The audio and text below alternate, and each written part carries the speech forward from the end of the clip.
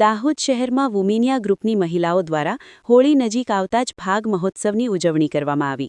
દાહોદ જિલ્લો આદિવાસી બાહુલ્ય ધરાવતો જિલ્લો હોય ત્યારે દાહોદ જિલ્લામાં હોળીના તહેવારનું મહત્વ હોય છે। ત્યારે દાહોદ શહેરના રાધે ગાર્ડનમાં વુમિનિયા ગ્રુપ દ્વારા સામાજિક સમરસતાના ભાગરૂપે ફાગ મહોત્સવની ઉજવણી કરવામાં આવી હતી।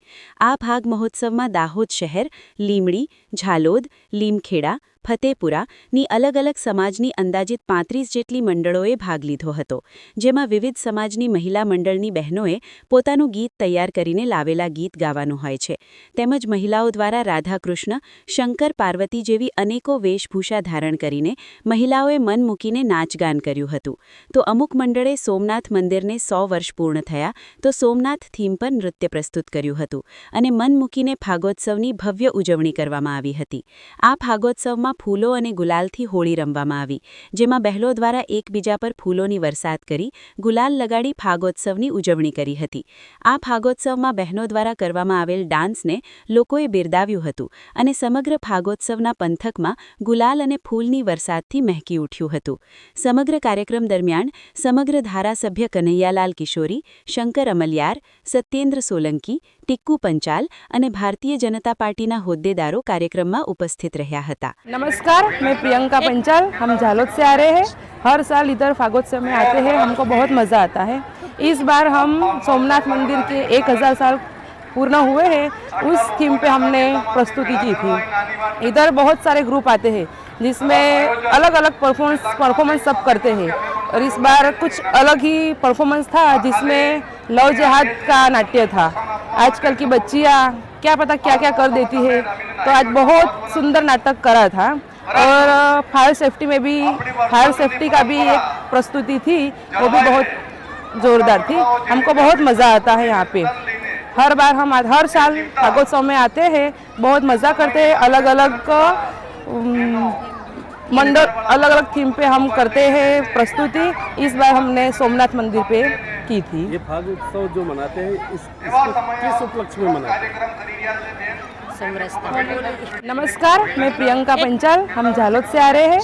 हर साल इधर फागोत्सव में आते हैं, हमको बहुत मज़ा आता है। इस बार हम सोमनाथ मंदिर के 1000 साल पूर्ण हुए हैं, उस थीम पे हमने प्रस्तुति की थी।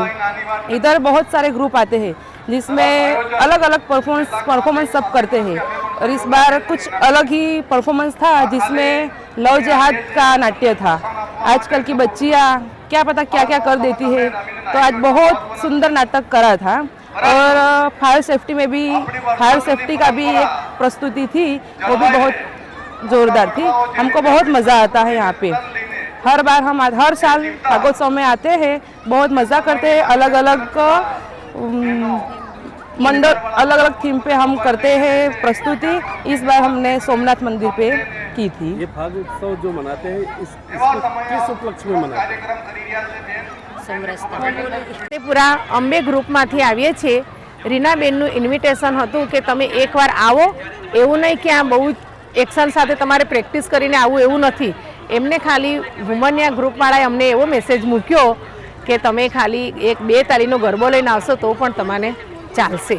અને અમે આ પહેલી વખત આવ્યા તો અમને એટલું સરસ લાગ્યું કે ના, ખરેખર આમાં આપણને ભાગ લેવો જરૂરી છે, તો જ આપણને શરમ સંકોચ બધા ભાગશે અને આપણે આગળ વધીશું।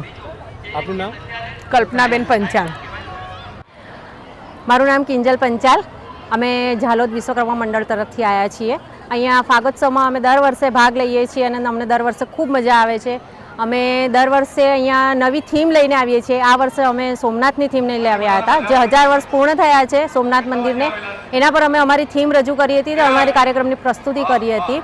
અહીંયા કાર્યક્રમમાં જે બધા બહેનો ભેગા મળીને ફાગોત્સવ ઉજવે છે, સાથે સાથે આ વખતે રીનાબેને ખૂબ સરસ કાર્યક્રમની અંદર નવી રજૂઆત દર્શાવી હતી। એક લવ જેહાદનું નાટક રજૂ કર્યું હતું કે જેનાથી આજકાલની દીકરીઓ જાગૃત થાય એના માટે ખૂબ સરસ એક નાટક અમને જોવા મળ્યું અને સાથે ફાયર સેફ્ટીનું પણ ડેમો આપેલો છે, તો એનો પણ અમને લાભ મળ્યો છે।